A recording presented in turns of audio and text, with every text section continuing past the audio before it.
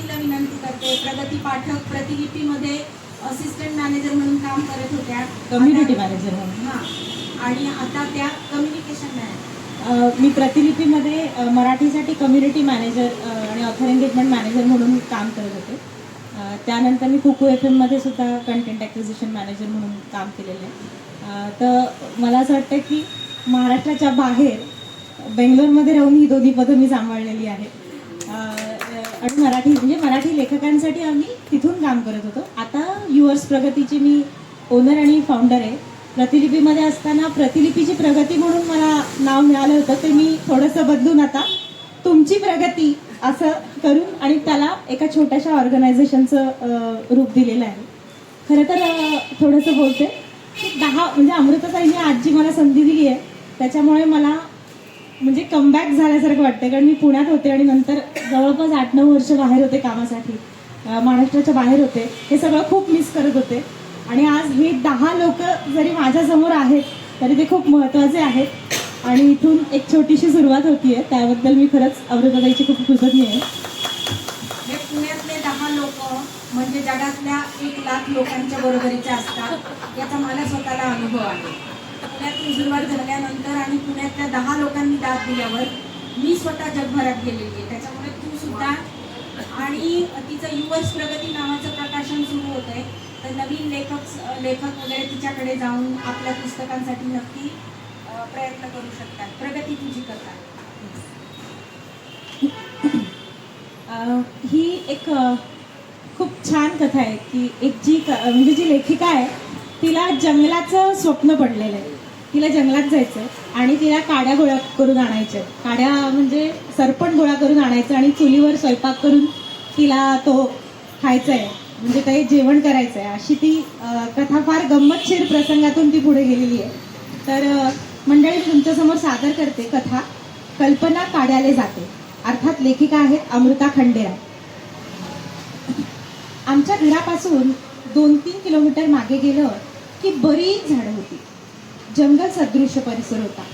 अनेक ग्रामीण महिला सकाळचं घरकाम आटोपलं की दुपारच्या वेळेला कमरेला कोयते लटकावून रांगेने तिकडे जायच्या आणि येताना लाकडांच्या मुळा डोक्यावर घेऊन परत यायच्या.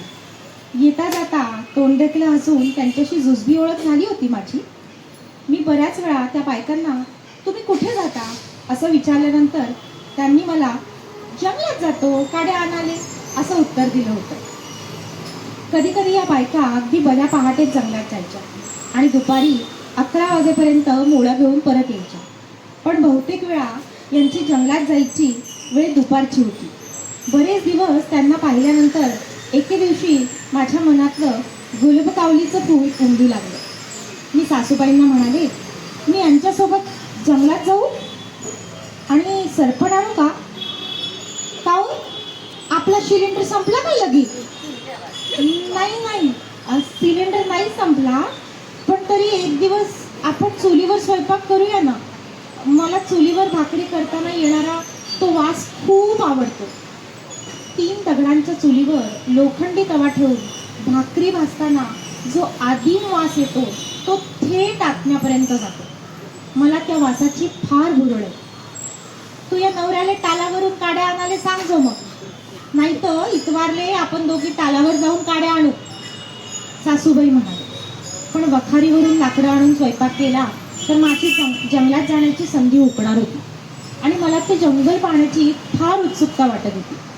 व तू रिकामे कामं नको करू हो बाई, मी एकच दिवस जाणार आहे हो, रोज कुठे बाई.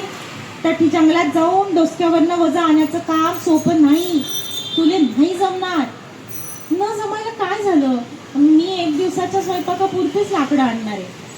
पाय बाई ना, तुले जायचं अशी तर घरातले बंद कामं करून जा लागले. हो, आज सगळी कामं करून जाईन मी. जंगलात जायच्या कल्पनेने मी पार हुरळून गेले होते. दुसऱ्या दिवशी सकाळी लवकर उठून मी सगळी कामं पटापटा उरकली.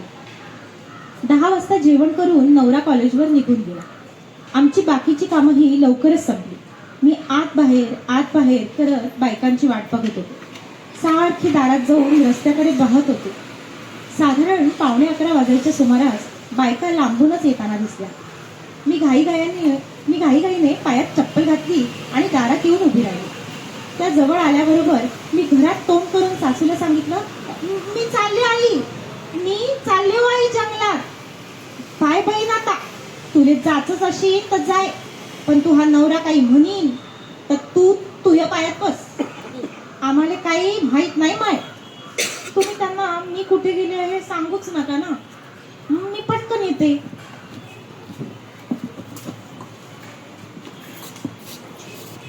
असं बोलून मी घाईघाईने पायात चपला सरकवल्या आणि त्या बायकांबरोबर जायला निघाले. खरंच येऊ राहिली काय मास्तरची बायको? हो खरंच येते. या 4-5 जणी एकमेकांकडे बघून फिरी फिरी हसल्या. जंगल म्हणजे वेगवेगळी सुंदर सुंदर हिरवीगार झाडं असतील, पक्षी असतील, बहरलेली फुलं असतील, दाट सावली असेल अशी माझी कल्पना होती. माझ्या अंगात उत्साह नुसता संचारला होता. तुझं शिक्षण किती झालं व बाई? पुष्कळ झालंय. हाव काय, तुला आठी गावामध्ये करमत नशी नाही का बाई? नाही नाही, मला चांगलं करमतं इथे. तुला खेडेगाव आवडते काय? हो, मला खूप आवडतं खेडेगाव. काय बाई, आजकालच्या शिकेल पोरी शहरामध्ये जायचं म्हणते, पण इथलं शिकून बी मास्तरच्या बायकोले खेडा आवडते. काय ग, सासू संगत जमतं काय व तू? हो हो, सगळं सगळं ठीक आहे. आता ठीकच म्हणा लागेल ना तिले. काही बी असलं तरी नानाच लागते ना बहिण. नवऱ्याला सोडून जाता येते काय कुठी? तुझ्या नवऱ्याले पगार किती भेटते हो? मला नाही हो माहिती, मी म्हणाले. हा काय, बंद पगार सासूच्या हातात देत असेल तुझा नवरा. तुझ्या हातात काही देते की नाही? मला लागलं तर मी घेते मागून. शिकेल माणसाचं वेगळं राहते व. तुला काय समजते? हाव, मला काय समजे? तुलाही शिकेल माणसं पाहून बसेल हे. बंद तुलेच समजित असेल. त्यांची अशी अखंड बडबड सुरू. माझं सगळं लक्ष जंगल कधी येतंय इकडे लागलं होतं. भराभर चालत आम्ही 2-3 किलोमीटर पुढे आलो. तिथून पुढे खाली जाण्यासाठी एक उतार होता. त्या उतारावरून 2-3 पायवाटा होत्या. त्यातल्या एका पायवाटेवरून बायका खाली उतरू लागल्या. मीही त्यांच्या मागोमाग उतरू लागले. मग दरीसारखा खोलगट भाग होता. तिथे बरीच झाडं होती. काही झाडं हिरवीगार होती आणि काही वाळकी होती. सगळ्या बायका तिथे थांबल्या. इथे का थांबल्या? जंगलात जायचंय ना आपल्याला. मग हे जंगल नाही तर काय आहे?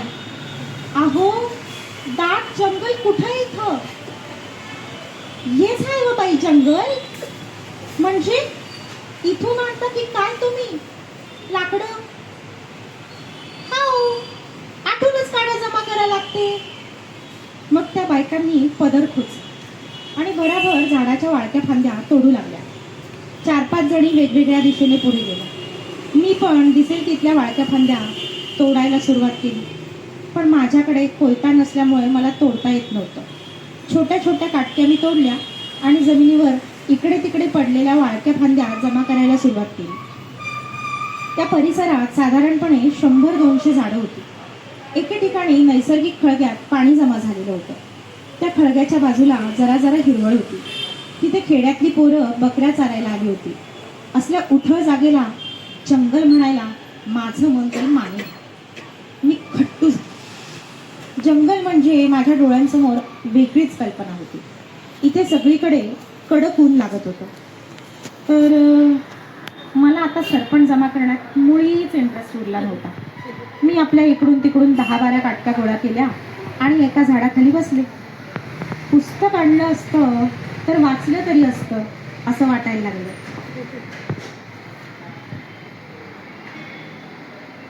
तासाभरात बायकांनी भरपूर मोठ्या मोठ्या फांद्या आणि लाकडं तोडली होती.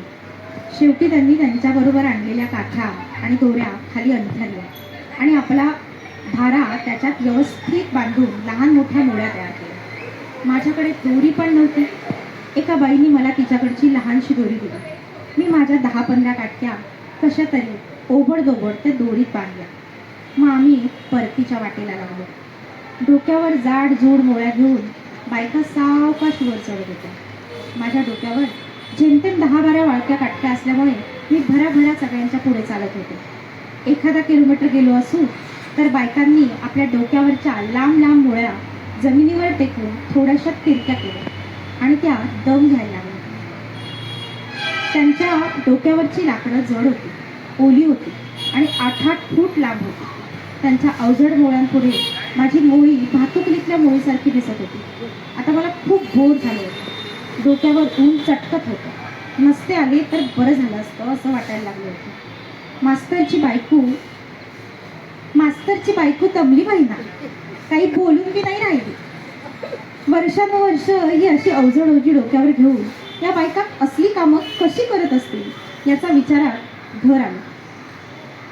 एकदाचे घरी आले, मोळी अंगणाच्या एका कोपऱ्यात नेऊन ठेवली.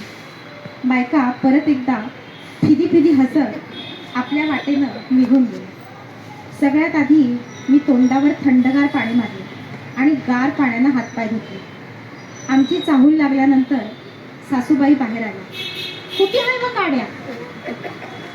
चेहरा तापला होता. कातडीची आग होत होती. त्यांच्या प्रश्नाला काहीही उत्तर न देता मी परत एकदा मोरीपाशी जाऊन तोंडावर पाणी मारायला सुरुवात केली. अहो, काड्या आणलंच आहे ना तू न? सासूबाई म्हणाल्या. त्या तिथं कोपऱ्यात ठेवल्यात. मी झाडामागे बोट करत म्हणाले. ती छोटीशी मोळी पाहिल्यानंतर सासूबाई रागाने म्हणाल्या, इथला टाइम जाऊन इतक्यातच काड्या आणल्या काय हो बाय? मी गुपचूप घरात जाऊन दुपारचा चहा ठेवला. संध्याकाळी नवरा घरी आल्यानंतर त्याने माझ्या तोंडाकडे पाहिलं आणि मला विचारलं, तुझं होपकालडं असं काहून दिसून राहिलं? दिवसभर उन्हात फिरल्यामुळे माझे गाल, कपाळ आणि नाक पूर्ण काळवंडून गेलं होतं. मी काहीच बोलले नाही. सासूबाई बाहेर बाजेवर बसल्या होत्या. त्या तिथूनच म्हणाल्या, बहीण काढायला गेली ती भाऊ जंगलात. मी जंगलात गेले होते हे नवऱ्याला सांगू नका असं बजावून सांगितल्यानंतरही सासूबाईंनी त्यांचा शब्द पाळला नाही. तुला कोणी सांगितलं होतं हे उद्योग करायला? मला जंगल पाहायचं होतं म्हणून मी गेले होते. नवऱ्याच्या हातात चहा देता देता मी म्हणाले. नवरा चहाचा कप घेऊन बाहेर सासूबाईंजवळ जाऊन बसला. व काढा पाय व एक वेळा बहिणीनं आणेल. माझ्या नवऱ्यानं झाडामागे जाऊन ती मोळी पाहिली आणि तो म्हणाला, आता वर्षभर गॅस आणायची गरज नाही रे. इतक्या काड्या तर सालभर चालते. दिवसभर उन्हात फिरून माझं डोकं दुखत होतं. मी काही बोलायच्या मनस्थितीत नव्हते. मी आत जाऊन आरशात तोंड पाहिलं. रापलेल्या काळ्या तोंडावर फक्त 2 पांढरे डोळे उठून दिसत होते. धन्यवाद प्रगती, फारच सुंदर. तू म्हणजे ती आत्ता 4-8 दिवसात वऱ्हाडी शिकली आणि तिने तो इतका चांगला यशस्वी प्रयत्न केला. फार छान वाटतंय मला.